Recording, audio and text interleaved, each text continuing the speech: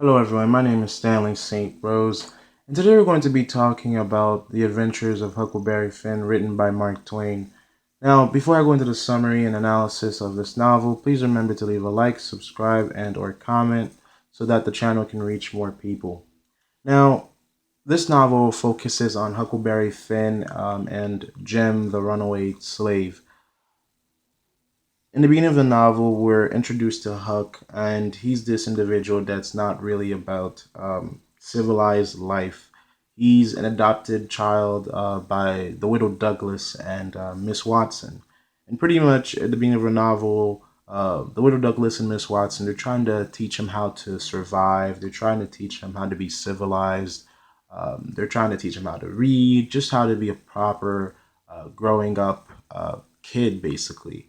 And Huck Finn, that's not for him. He doesn't like being indoors. He doesn't like following rules, and all the rules that the widow Douglas and Miss Watson have. He doesn't want them. He doesn't want to be a part of them. And so he lives with them, but he much rather be in the wilderness. He much rather be in the woods or just on his own and hunting and being resourceful, because Huck is very resourceful. He knows how to survive on his own. After a while, after we get introduced to him and we see how he's living, we see what his life is like, we get introduced to Pap, his father. And Pap is the town drunk. He's not an individual that can hold a job. He uses all his money to buy alcohol and get drunk and kind of like forget about his life. We never really get to know his mother or anything really about his mother. We just know that his father is in his life, and his father just basically kidnaps him from the widow Douglas. He takes Huck and he pretty much puts him in the cabin. That's where they live, and he locks the cabin. He doesn't want Huck to leave. He takes Huck's money. He uses it on alcohol, and he beats Huck a lot. During this one night, he gets drunk so much that he almost kills Huck. After a while, when Huckleberry Finn sees that, I can't live like this, I'm not happy here, he thinks of a way to escape from Pap.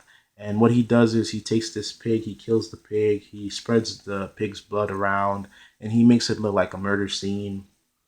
And after doing that, he runs away. He takes this raft and he takes some supplies with him, and he goes on the Mississippi River, and he escapes from the widow Douglas. Escapes from Miss Watson. He escapes from Pap. He's on his own now, and he's not going to let the society that he lives in kind of like push him around anymore. He doesn't want to be kind of controlled by the town that he lives in, the system that he lives in. So Huck is this outcast, this ne'er do well, this misfit, if you want to call him, and he's just going to be on his own. And keep in mind that Huck is just this 12, 13-year-old individual. He's not a grown man, he's just a kid. And so he's on his own, and he's on the Mississippi River, and he goes to Jackson's Island after creating a murder scene for himself. And that's where he meets Jem, the other important character within this novel. And Jem is the slave, and he was actually a slave of Miss Watson, the widow Douglas. When Jem heard that they were thinking about selling him to this plantation owner, where he would probably pretty much be doing hard labor, heavy work, where he could probably, well, most likely die. He runs away and he tries to get his own freedom. He tries to run to freedom. And Jim and Huck, they meet on Jackson's Island, and they're together. And they become friends. They kind of realize where they are in life and how they're not really in a good position in society. Jim is a slave, and we know what slaves are going through. We know how horrible it is to be a slave, and how horrible it is to not have freedom. And in the same way, even though Huck is not a slave and he was never a slave, um, he's a misfit. He's not a proper member of society. He's kind of like rejected from society. How he is.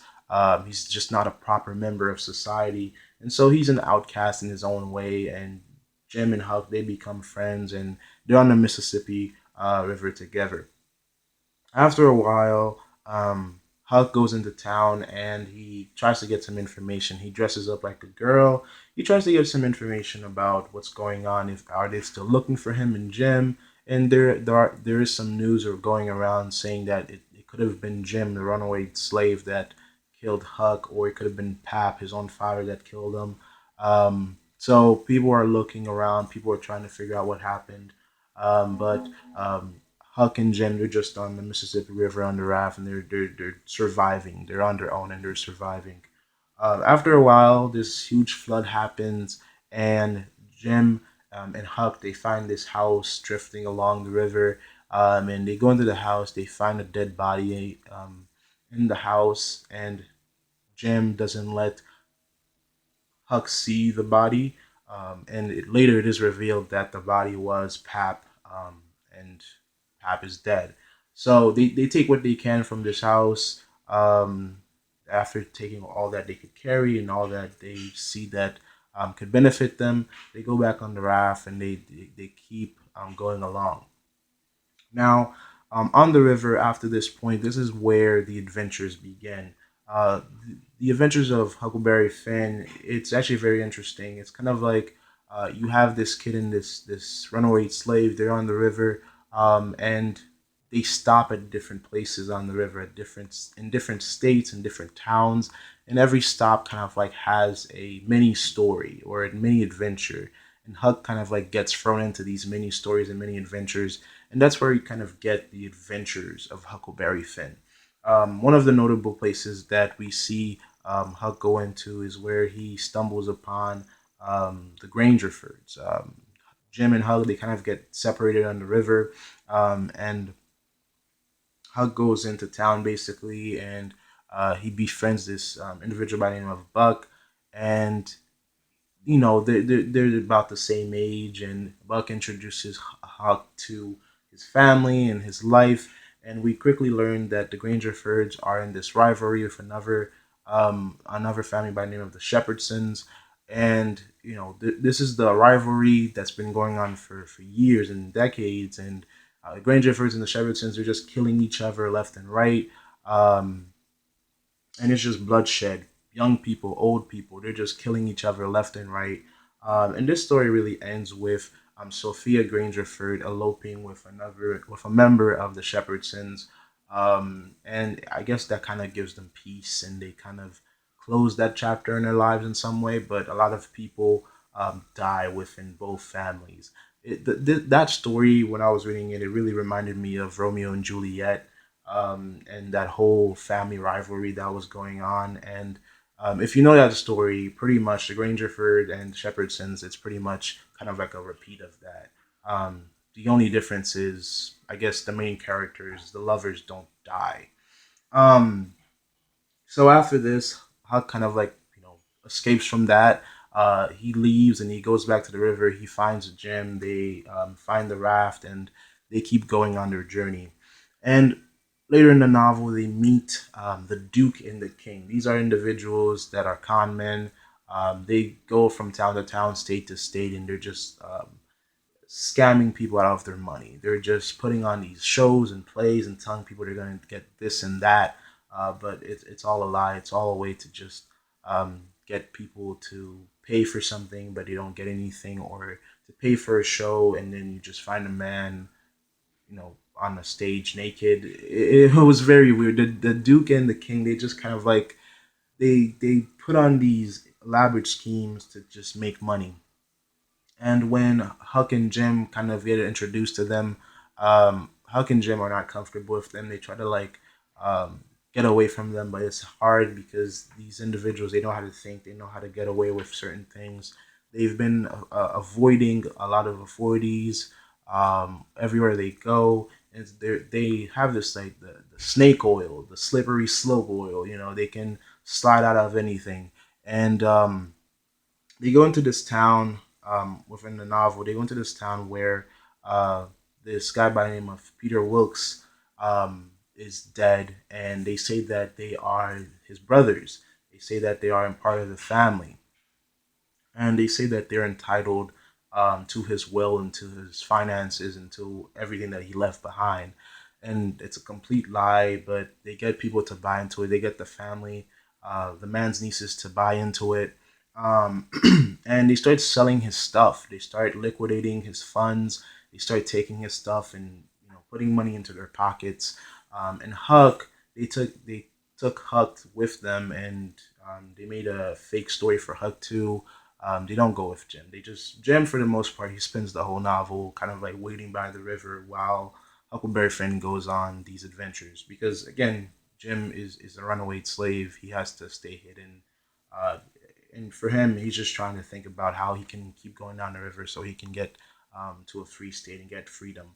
Um, so Huck is watching the Duke and the King. They're doing all these schemes, and they're doing all these things to get money, and it starts to get at Huck's conscience, and he eventually tells the Wilkes family. He eventually tells them that don't trust the Duke and the King. They're not really related to you guys. They're just lying to you guys. And this actually just gets into they do find out the truth in the Wilkes family. They turn on the Duke and the King, and the Duke and the King they make a quick getaway. That's what they know how to do, and that's what they do. They make a quick getaway, and everybody runs back to the raft. And so we're back on the Mississippi River. The Duke and the King are there, and Huck and Jim are there, and the Duke and the King, they're not happy. And so what they do now is that they try to sell Jim. Um, and the story gets worse for Huck and Jim here. They try to sell Jim, and then they try some other schemes, and they eventually get caught and they get tarred and feathered. That's the punishment they get. For Jim to get the story becomes really dark. He's not um, on the river anymore. He's not really on the path to be free. So now Huck has to figure out a way to help out Jim to get him released. So he's not sold. So he's not you know so he doesn't live a life of continual bondage. And eventually what happens is that Huckleberry Finn meets Tom Sawyer. Now, Tom Sawyer, I've read a few of Mark Twain's work, and Tom Sawyer is an interesting character. Nothing can ever be simple for Tom Sawyer. Tom Sawyer, the simplest thing. I feel like if you ask Tom Sawyer to open a door, he'll want to invent a bionic arm first before he opens the door, because it can't just be as simple as pushing and turning a knob. He has to invent a bionic arm to open the door. It just has to be that way.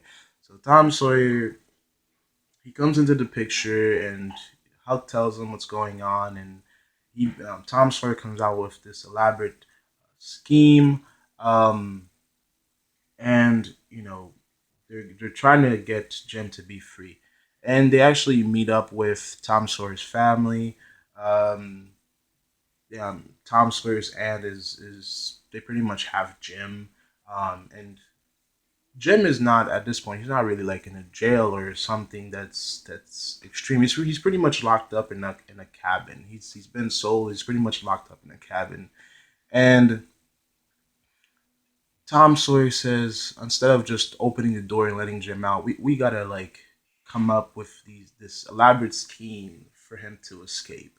So he's telling Huck, you gotta tell Jim he has to make friends with snakes and bugs and things like that. You have to like send codes to him on rocks. You have to, we have to do all this. We can't just open the door. No, we gotta dig a tunnel. I don't know if he believed that he was El Chapo for a minute, but Tom Sawyer says we gotta dig some tunnels because we have to get Jim out of there. Um, and so that plan starts to work, or I guess they start to put it into action. Long story short, Jim and Huck, they try to run away. Tom Sawyer tries to help them, but eventually, the 40s catch on to this. Um, Tom gets shot in the leg. They get him patched up. You can't really feel bad for Tom when this happens because, if he had just opened the cabin door and let Jim out, none of this would have happened. But Tom Sawyer is not a simple character. So The doctor kind of like tells Tom Sawyer's aunt in the 40s what's happening and how Jem and Huck is helping Jim. And by the end of the novel, everything was revealed that before Jim ran away, and before Huck ran away, things had changed, and Jim was made a free man. And Huck's father, it's revealed to them that his father, Pap, did die, and he's just on his own now. And Tom Sawyer's aunt tries to adopt Huck, but Huck is like, no, I want to go off by myself into the sunset and explore the country, basically. And the novel kind of ends that way. Jim is pretty much a free man. Tom Sawyer is fine with just a shot leg. He's fine, and Huck just walks off into the sunset. He doesn't want to be adopted by Tom Sawyer's aunt. He doesn't want to be a part of a civilized family again. And so the novel pretty much ends there. So let's go into the analysis of what's going on in The Adventures of Tom Sawyer by Mark Twain. Um, this story has a lot to do with racism. It's very interesting to look at Huck and how he develops in the novel. You do see him and Jim developing a relationship, and it's unusual and during the time that they're in to see a white 13-year old, 12, 13-year-old developing a relationship with this runaway slave. They saw each other as people. Um, Huck did have his moments where you could say he was racist, and that could be debatable. But there are some moments too where you could see these characters do care about each other and do care about each other's safety and each other's well being. Um, Huck went against a lot of people to help out Jim, and he even got Tom Sawyer to help out Jim. And so this 13-year-old kid that was not um, heavily um, formed in racism, this 13-year-old kid that wasn't um, systemically um, built up to hate people of color. He found a way to help people of color. He found a way to help Jim and find companionship and friendship in Jim. And it's a friendship that he didn't have with other people. It's a relationship. It's a caring relationship that he didn't have with his father or even his adopted parents. The widow Douglas and Miss Watson, from Huck's point of view, they were just trying to control him. They were just trying to make him a robot, like a product of society, something that they wanted to create and maintain. And Huck didn't want to be that. Jim and Huck, they kind of accepted each other for who they are and what they represent in the world. And they just try to help each other out the best as they can. I would say Jim is the only person that just accepted Huck for Huck. Tom Sawyer, I don't know what Tom Sawyer sees the world as. Tom Sawyer will always be an interesting character to me.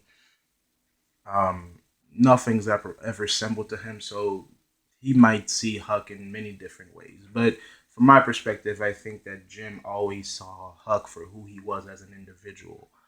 And the other thing that's very significant here is just the conscience of Huckleberry Finn and the way he sees the world and the way he tries to process the world. Um, there's also, again, it also has a lot to do with racism and how racism impacts certain people. Jim is this individual that had to fight for his freedom. He had to fight for everything in his life. And this novel actually has been banned in many different districts and many different schools around the United States because it uses the N word a lot. Some people find it offensive because of the way it uses the N word and the way it has certain phrases in it. But I think there are some great moments in it about the differences between white and black people and how sometimes we can come together and how we can live happily and how we can coexist. And you can see that between the relationship, through the relationship of Huckleberry Finn and Jem, the runaway slave. And you can see how these two individuals, in a way, put their lives on the line to help each other on the Mississippi River throughout their adventures. So that's pretty much it. That's my two pennies worth on this novel, on the adventures of Huckleberry Finn. Please remember to leave a like, subscribe, and or comment on the channel, and I'll see you guys in the next video.